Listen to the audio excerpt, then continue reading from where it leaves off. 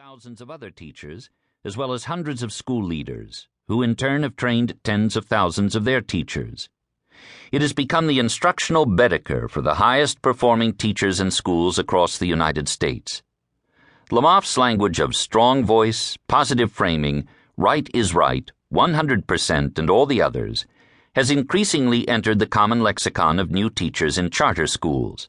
At Teacher U, a new teacher training program created by Uncommon Schools, KIPP, and Achievement First, we are training the next generation of teachers in the tools described in the taxonomy.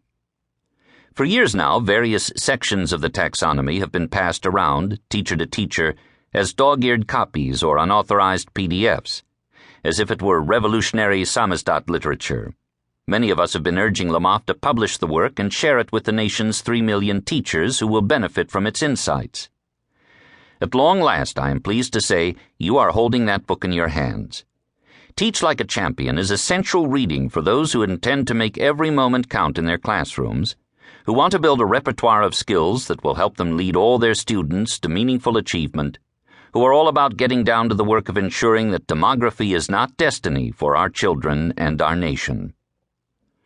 Unlike Madden, Lemov is more professor than football coach. He's not a loud or in-your-face personality.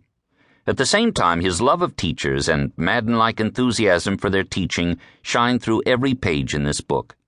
He has given teachers a tremendous gift, a beautiful set of tools that they can use to become successful, assuming, of course, that they work relentlessly, at the world's greatest profession.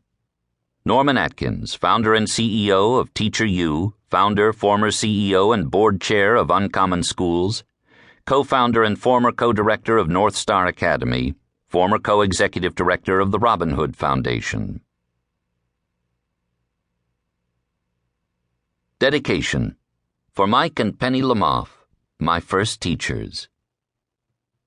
Introduction. The art of teaching and its tools. Great teaching is an art. In other arts, painting, sculpture, the writing of novels, great masters leverage a proficiency with basic tools to transform the rawest of material, stone, paper, ink, into the most valued assets in society. This alchemy is all the more astounding because the tools often appear unremarkable to others. Who would look at a chisel, a mallet, and a file and imagine them producing Michelangelo's David?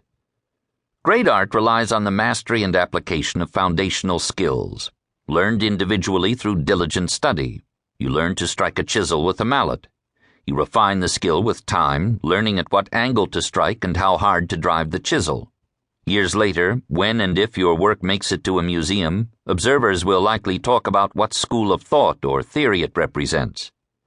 They are far less likely to reflect on the degree to which proficiency with the chisel made the vision possible. But although lots of people conjure unique artistic visions, only those with an artisan's skill can make them real. Behind every artist is an artisan. And while not everyone who learns to drive a chisel will create a David, neither can anyone who fails to learn it do much more than make marks on rocks. Traveling abroad during my junior year in college, I saw Picasso's school notebooks on display at the Picasso Museum in Barcelona.